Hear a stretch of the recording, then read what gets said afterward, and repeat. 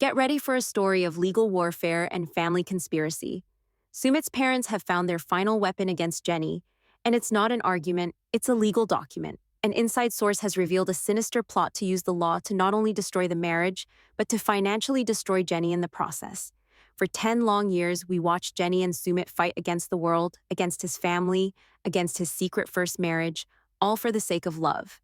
We thought their marriage was the finish line, the final victory. But what if it was just the beginning of a much darker, more calculated war? What if the man Jenny fought so hard for was about to become her executioner, all to get back in his parents' good graces and get his hands on his inheritance? This isn't just a theory. It's a deep dive into a legal betrayal so cold it will chill you to the bone. Before we dive into this shocking exclusive, do me a favor. If you love getting the real, untold stories behind the 90-day drama, hit that like button right now. And if you're not already subscribed, click that subscribe button and ring the bell. You are not going to want to miss a single update on this developing story. It's about to get insane. All right, let's get into it. To understand the depth of this betrayal, we have to go back to the moment we all thought was a turning point. For years, the narrative was simple. Sumit's parents, Sana and Anil, were the villains. They refused to accept Jenny, an American woman 30 years his senior, as their daughter-in-law. They threatened, they cried, they disowned him. Sumit, in turn, played the part of the lovelorn, tormented son, caught between his duty to his family and his love for Jenny. He chose Jenny. He married her in secret, and when the truth came out, the family schism became a chasm. He was cut off, not just emotionally, but financially. His inheritance, a significant sum according to our sources, was frozen. He was an outcast. Jenny, for her part, had poured her entire life savings into their life together in India. Her social security was their main source of income. It was them against the world. Then one day the phone rings. It's Anil, Sumit's father. His voice, usually sharp with disapproval, is unnervingly calm. He requests a meeting. Just Sumit, his parents, and their family lawyer, a man named Mr. Varma. No Jenny. This is the first subtle red flag. But Sumit, desperate for a reconciliation, brushes it off. He tells Jenny it's a good sign that they're finally ready to talk, to negotiate a peace. Jenny, ever the optimist, is flooded with relief. She's tired of the fighting. She's tired of seeing the pain in Sumit's eyes. She wants a family. She encourages him to go, to build that bridge. She has no idea she's sending her husband to a meeting where they will hand him the blueprint to her own destruction. Picture the scene. A sterile, wood-paneled law office in Delhi. The air is thick with unspoken history. Sana and Anil sit on one side of a large mahogany desk, their faces grim, postures rigid. Mr. Varma, the lawyer, sits at the head of the table, a sheaf of papers neatly squared before him. Sumit walks in, nervous, hopeful. He expects another lecture, perhaps a negotiation, a set of conditions for his eventual return to the family fold. What he gets is something far more formal, far more sinister. Mr. Varma slides a heavy, cream-colored document across the table. It's bound in a formal blue cover. At the top, in an elegant script, it's titled The Singh Family Pact for Reconciliation and Honor. It's a masterpiece of manipulative framing. The lawyer explains it's not just a legal document, it's a peace treaty, a path forward. They miss their son. They are willing to put the past behind them. They will unfreeze his inheritance. They will release the assets tied up in the family estate. They will welcome him back for family gatherings, for Diwali, for everything. Sana even manages a weak, trembling smile. It's everything Sumit has ever wanted to hear. But there's a catch, a condition woven into the dense legal fabric of the pact. He must agree to a single clause, to uphold the family's honor and traditions. Sumit, blinded by the sudden prospect of getting his old life back, barely hesitates. Of course, he says, I have always tried to honor my family. Mr. Varma smiles, a thin, reptilian smile. He explains that this clause requires a probationary period. For 1 year, Sumit must demonstrate his commitment. And part of that commitment involves guiding his wife, Jenny, to properly assimilate into the role of a traditional Indian daughter-in-law. He must ensure she embodies the values of their culture. The parents frame it as a way for Jenny to finally earn their respect. Help her, Sumit, Sahna says, her voice layered with false sincerity. Help her understand our ways so we can finally love her as a daughter. It sounds reasonable, doesn't it? It sounds like a family trying to heal. Sumit signs the document. He goes home to Jenny, waving the pact like a white flag of surrender. He tells her the war is over. They've won. His parents are willing to try. All they ask is that she makes a more concerted effort to be a good Indian wife. Jenny cries with joy. She hugs him, promising she'll do anything. She'll learn to cook better. She'll dress more traditionally. She'll do whatever it takes. She believes this is the final hurdle. For the first time in a decade, she feels a sense of peace, a sense of belonging. The trap has been set, and she has just willingly, joyfully, walked right into it. The shift is subtle at first, almost imperceptible. It's not a sudden transformation, but a slow, creeping poison that begins to infect their daily lives. The first front in this new secret war is the kitchen. Jenny has always tried her best with Indian cooking, but now, Sumit's critiques become constant, surgical. It's not just, this is a little salty. It's, mother uses a 3-stage tempering process for her dal. You've only done one. It fundamentally lacks complexity. He'll stand over her shoulder as she cooks, pointing out every misstep. No, Jenny, you hold the knife like this when you chop onions. You are being inefficient. He buys her a specific traditional spice box, a masala dabba, and insists she use it, quizzing her on the names of each spice in Hindi. When she gets one wrong, he sighs with exaggerated disappointment. A traditional Indian wife would know this by heart. Then comes the policing of her appearance. Her comfortable jeans and t-shirts, once a non-issue inside their own home, are now a source of conflict. Jenny, my cousin, is stopping by. Please, could you wear a salwar kameez? It shows more respect. He takes her shopping, but not for the colorful, vibrant kurtas she likes. He guides her toward muted, somber colors, fabrics that are more age-appropriate, he says. He insists she wear a bindi every day, even when they're just at home. When she forgets one morning, he doesn't just remind her. He looks at her with a look of profound disappointment and says, "It is a small thing, Jenny, but it shows a lack of commitment." Every action is now under a microscope. The way she speaks to him changes. If she raises her voice in a minor disagreement, he immediately shuts down.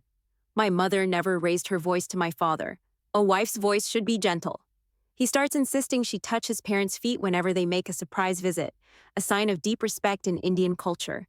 Jenny, trying to be accommodating, does it, even though it feels awkward and performative, especially given their history. But even when she does it perfectly, there's no praise, only a silent, judgmental nod from Sana. Jenny starts to feel like she's walking on eggshells in her own home. The man who once defended her against his family, who championed her American ways as part of who she was, is now their primary enforcer. He's become a caricature of the traditionalist son he never was. She tries to talk to him about it. Sumit, it feels like you're constantly criticizing me. I feel like I can't do anything right. But he has a ready-made defense, a shield forged in that law office. I am not criticizing you, Jenny, he says, his voice calm and patronizing. I am guiding you. This is what my parents asked for. This is for us, for our future. Don't you want them to accept you? He masterfully flips the script, making her feel that her resistance isn't about her own discomfort, but about her unwillingness to help their family heal. He makes her feel guilty. What she doesn't see is what happens after these confrontations. After he criticizes her cooking, after he corrects her attire, after he shames her for forgetting a custom, he retreats to his laptop. He opens a password-protected document, a simple spreadsheet. The file is named Household Observations.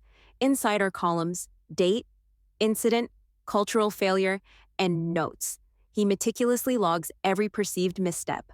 October 12th, one entry reads, Incident, Jay prepared chai for me but not for my mother when she arrived unannounced. Cultural failure, blatant disrespect for elders, failure to perform basic daughter-in-law duties. Notes, claimed she was busy with an online call, prioritizing personal activity over family obligation. Another entry, October 15th, incident, argued with me about the price of vegetables at the market, questioning the vendor directly in English, cultural failure, undermining husband's authority in public, creating a scene. Notes, caused embarrassment. A wife should trust her husband's judgment in such matters. He is not just being critical, he is gathering evidence. He is building a case, brick by painstaking brick. Every sigh of his, every disappointed look, is a performance. He is an actor in his own home, and his unwitting co-star has no idea that their life has become a stage, and the final act is her complete and utter ruin. The deception is absolute. He is documenting her every move, twisting her everyday actions into a pattern of willful disrespect and cultural incompetence. This isn't about helping her assimilate, it's about proving she is incapable of it. The constant pressure begins to take a toll on Jenny. She's anxious, depressed. The joy and relief she felt after the pact has curdled into a constant state of dread. She feels isolated. Sumit, her partner, has become her warden. She confides in a friend, another American expat named Carol she met in an online forum. She tells Carol about Sumit's strange behavior, the constant criticism, the feeling that she's failing a test she never even knew she was taking. Carol is sympathetic, but also practical. "It sounds like his parents are really in his head, Jenny," she advises. "Maybe you two need to get away, take a vacation, and reconnect." It's a good idea, but it's too late. The gears of the conspiracy are already turning too fast. The red flag, the moment that shatters the illusion, doesn't come from Sumit, but from his brother, Amit. Amit and his wife have always had a slightly more ambiguous relationship with Jenny, sometimes friendly, sometimes aligned with the parents. They come over for dinner one evening. Jenny, on high alert, prepares an elaborate meal, following every one of Sumit's recent suggestions. The dinner is tense. Sumit watches Jenny's every move, while Amit and his wife make polite but strained conversation. Later that evening, Jenny's friend Carol is at a local cafe. By sheer coincidence, Amit and a friend are at a nearby table. Carol recognizes him from photos Jenny has shown her. Amit is on his phone, speaking loudly in a mix of Hindi and English, laughing. Carol isn't trying to eavesdrop, but she can't help but overhear a few key phrases. Amit is bragging. He's laughing and says something that makes Carol's blood run cold. "You won't believe it," Amit says into the phone. "Sumit's evidence log against the American is getting very long. He has pages and pages." He chuckles. "My father is so pleased. The lawyer says he almost has enough for the incompetence clause to be activated. Soon this whole drama will be over, and he'll get his money back." Carol freezes. Evidence log? Incompetence clause? She doesn't understand the legal terminology, but she understands the tone, the casual cruelty, the triumphant laughter. This isn't a family trying to heal. This is a hunt. She immediately texts Jenny. "Jenny, we need to talk, now. I just overheard Amit. He said something about Sumit keeping an evidence log against you, and something about an incompetence clause." The text message lands like a bomb in Jenny's quiet, anxious world. An evidence log. The words echo in her mind, and suddenly everything clicks into place. The constant criticism, the nitpicking, the way he documents everything on his laptop. It wasn't about guidance, it was about gathering data. The pact wasn't a peace treaty, it was a contract for her betrayal. A wave of nausea washes over her. The man she loves, the man she gave up her life for, has been secretly compiling a dossier of her failures. That night, she waits until Sumit is sound asleep. His gentle snores, once a comfort, now sound like the breathing of a monster.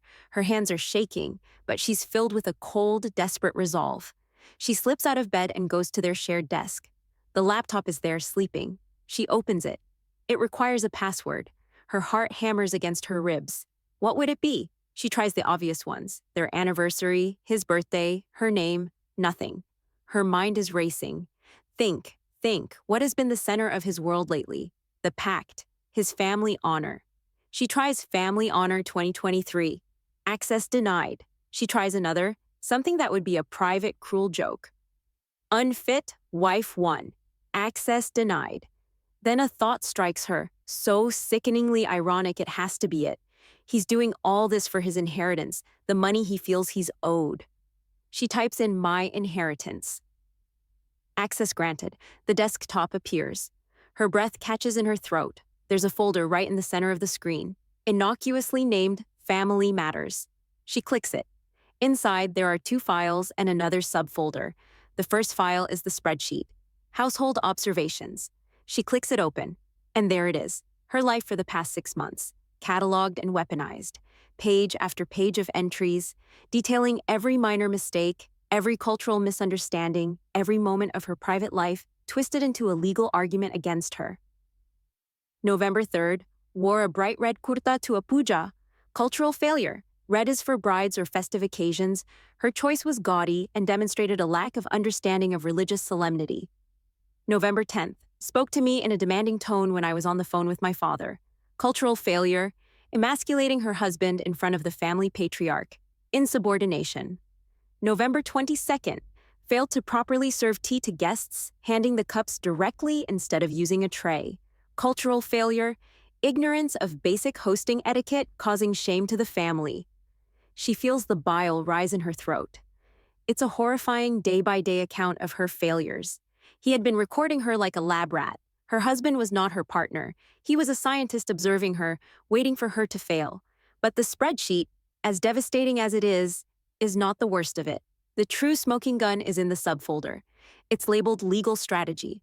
With a trembling finger, she opens it. Inside are scanned documents, PDFs of emails, a chain of correspondence between Sumit, his father Anil, and the lawyer.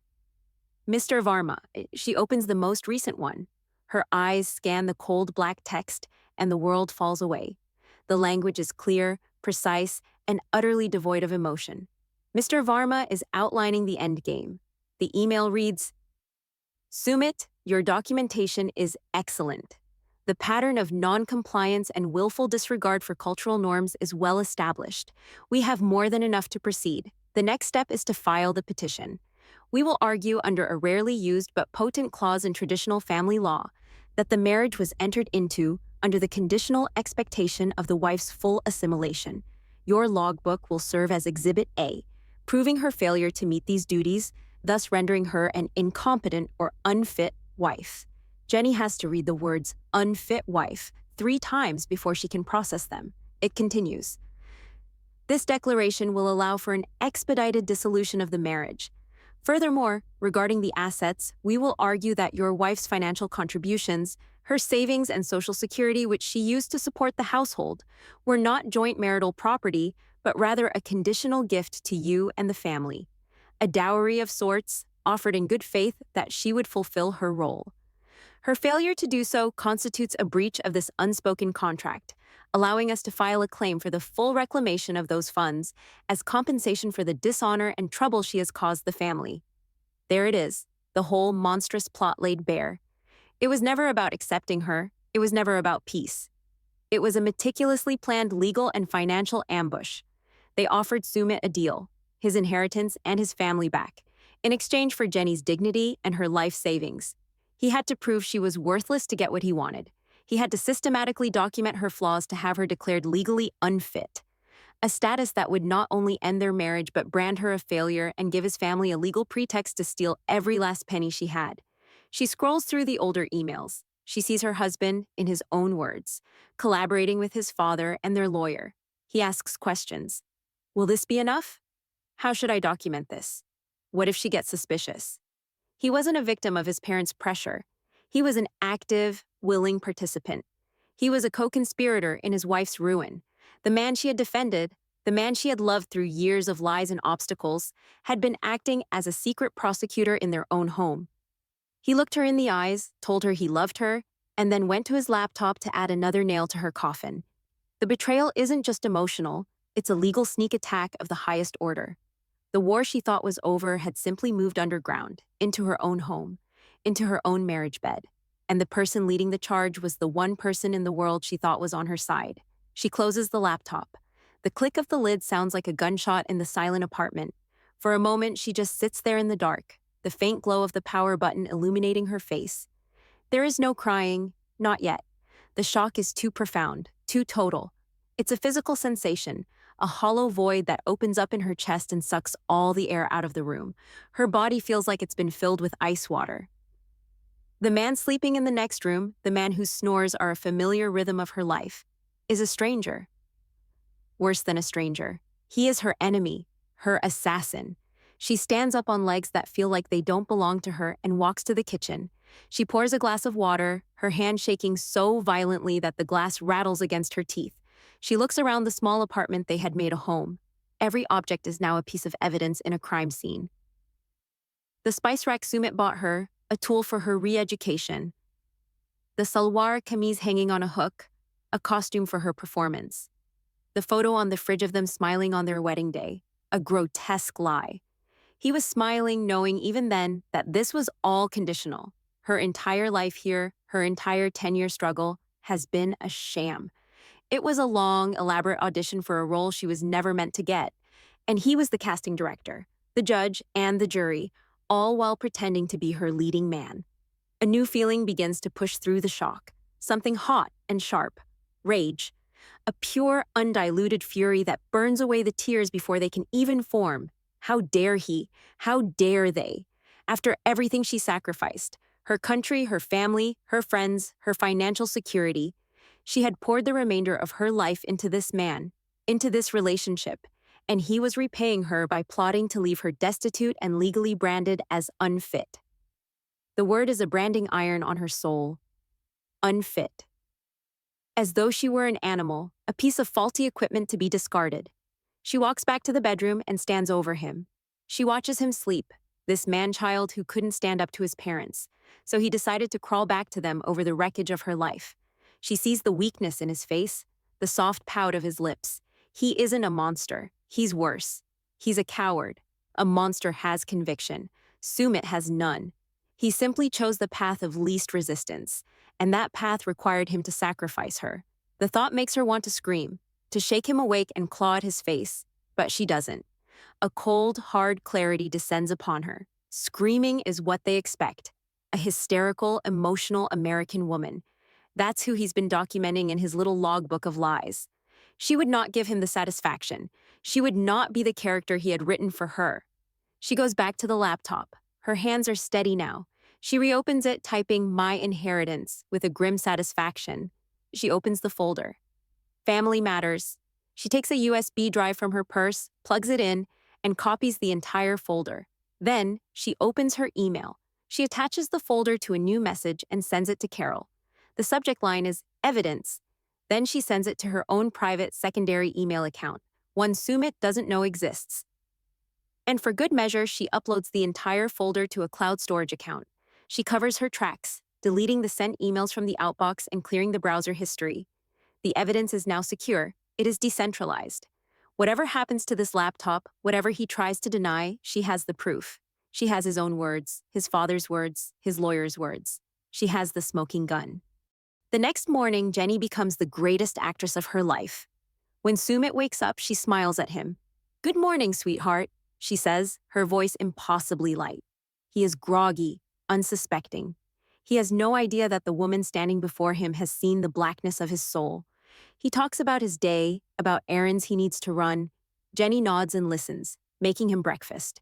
She watches him eat the food she made, every bite a fresh act of betrayal. He is a parasite, and she has been his willing host for far too long. While he is out, she makes the call. She finds a law firm in Delhi that specializes in international family law, with a section on their website specifically for foreign spouses.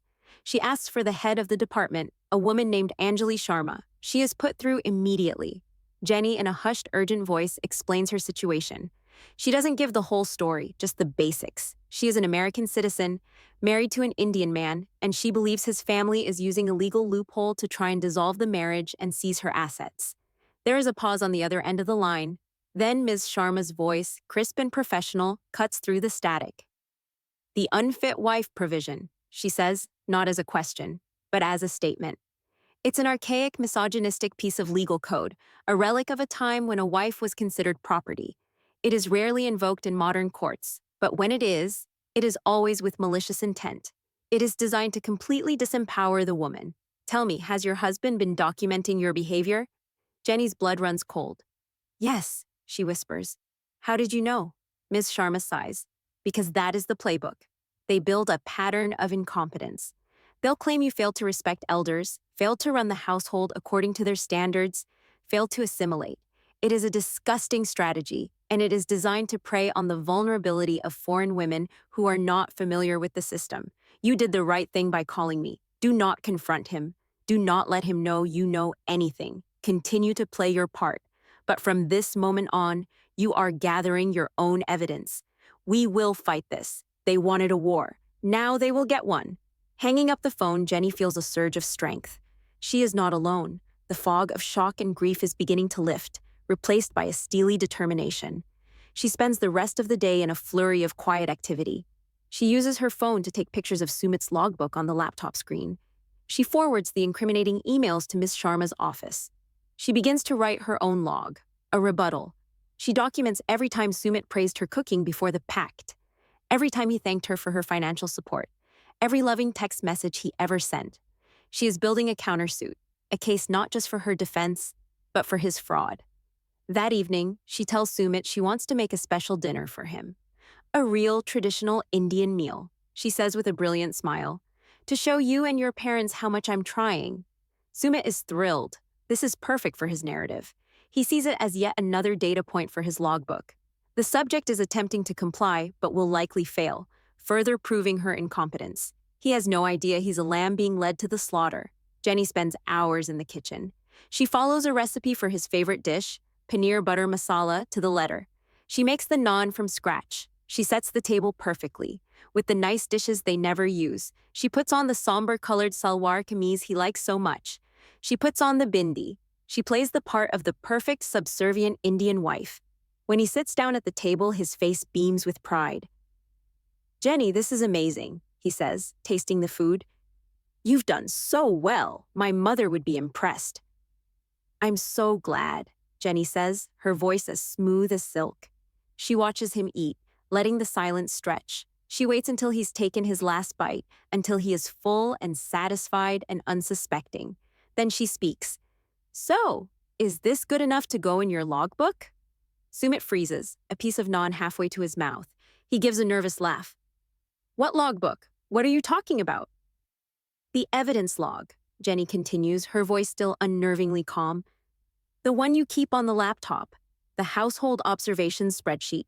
Tell me, how would you document this meal? Would it be under successful assimilation attempt or maybe temporary compliance? What do you think Mr. Varma would advise?" The color drains from Sumit's face. He looks like he's been struck by lightning. He opens his mouth, but no sound comes out. He's stammering, his eyes wide with panic. "Jenny, you don't understand." "Oh, I think I understand perfectly," she says, her voice finally losing its gentle edge and taking on the hardness of steel. She leans forward. "I understand that for the past 6 months you have been my jailer, pretending to be my husband. I understand that you signed a pact with your family to prove I was an unfit wife. Unfit. That's a good word, isn't it? A way to throw me away like a broken toy once you were done playing with me." "No, no, it wasn't like that," he pleads, his voice cracking. "My parents, they forced me. They said it was the only way. I was just writing things down to show them you were trying." Jenny lets out a short, sharp, bitter laugh. "To show them I was trying? Don't you dare lie to me now, Sumit. Not now. I saw the emails, all of them. The ones between you, your father, and that snake Varma. I saw the whole legal strategy. The plan to not just divorce me, but to steal my life savings. To argue that my money was a conditional gift and that I had breached the contract by failing to be a good little Indian wife. You were going to leave me with nothing, in a foreign country, with nothing." Sumit starts to sob, huge, gulping, pathetic sobs. He falls out of his chair and onto his knees trying to grab her hand. "Jenny, please, I love you. I was scared. I didn't know what to do. I was never going to go through with it. It was just to get them off my back." Jenny yanks her hand away as if it had been burned. "You love me?" she spits, the rage finally breaking through. "You stood over my shoulder, criticizing the way I chopped an onion, and then you ran to your computer to log it as inefficiency. You told me you loved my independence, and then documented it as insubordination. You built a legal case to destroy my life, day by day, in the same home where you slept in my bed and told me you loved me. That is not love. That is the work of a monster, a weak, sniveling, pathetic monster." He continues to cry, blubbering about his parents, his inheritance, the pressure he was under. He doesn't deny it. He just makes excuses. He is precisely the coward she thought he was. He never takes responsibility. It was always someone else's fault. His parents, the lawyer, the culture. He was just a victim. Jenny stands up. She feels calm again. "Get your father on the phone," she says. "Right now. Put him on speaker." "Why?" Sumit whimpers from the floor. "Because this little family plot is over," she says, her voice leaving no room for argument. "And I want the masterminds to hear it from me." Shaking, Sumit gets his phone and dials his father. Anil picks up on the second ring. "Sumit, is everything all right?" His voice is crisp. "Your son is here, Anil," Jenny says, her voice loud and clear. "And so am I. We were just discussing the Singh family pact for reconciliation and honor. It's a very impressive document, especially the part where you conspire to commit fraud to steal the life savings of an American citizen." There is a dead silence on the phone. Then Anil's voice comes back, cold and dangerous. You have no idea what you are talking about. You have been a difficult, disrespectful wife from the beginning. You have brought shame on my son and my family. Oh, I've brought shame? Jenny laughs, a sound completely devoid of humor. You think I've brought shame? I have copies of every email, every single page of Sumit's little evidence log. I have a lawyer, a very good one, who is fascinated by your family's creative interpretation of marital law. She calls it conspiracy to commit theft. So let me tell you what's going to happen. The pact is void. The divorce will happen, but it will happen on my terms. I will not be declared unfit. I will not be left with nothing. In fact, I'm going to be compensated for the emotional distress and the planned financial fraud you have subjected me to. Shh. You wanted to play with the law? Well, now you'll be playing against someone who actually knows the rules. Suddenly, Sahna's shrieking voice is on the line. You ungrateful witch! We gave you our son! You have done nothing but poison him against us! You deserve nothing! I deserve everything I came here with and then some, Jenny says, her voice dropping to a deadly whisper. And you, Sahna, you will never see your son again, because after he is done dealing with the legal consequences of what he did with you, he will have to live with himself. And you will have to live with the fact that you destroyed your own son's life and his marriage, not because of honor, but because of greed and hate. She hangs up the phone. She looks down at Sumit, who is still a crumpled, weeping mess on the floor. There is no love left in her heart for him, no pity, only a vast, empty wasteland where her love used to be. Pack a bag, she says, and get out of my house. He looks up, confused. Your house? He says. We paid for this together. Jenny smiles a cold, sharp smile. No, Sumit, she says. My Social Security paid for this. You just lived here. Now get out. The reckoning wasn't a single explosion. It was a controlled demolition of the life she thought she had. The betrayal is so profound, it's almost beyond comprehension. It's one thing for a family to disapprove, it's another for them to lay a legal ambush of this magnitude. And it's a completely different level of evil for the husband, the one person sworn to protect you, to be the one holding the pen, documenting your every breath as a reason to destroy you. This wasn't a family dispute that got out of hand. This was a premeditated, calculated conspiracy to ruin a woman for financial gain, cloaked in the language of family honor and tradition. So now, the question is, what happens next? Jenny is a fighter. We know that. She's fighting back with lawyers and evidence. But can you ever truly recover from a betrayal like this? When the person you love most in the world is actively, secretly, working to prove you are worthless? How do you ever trust anyone again?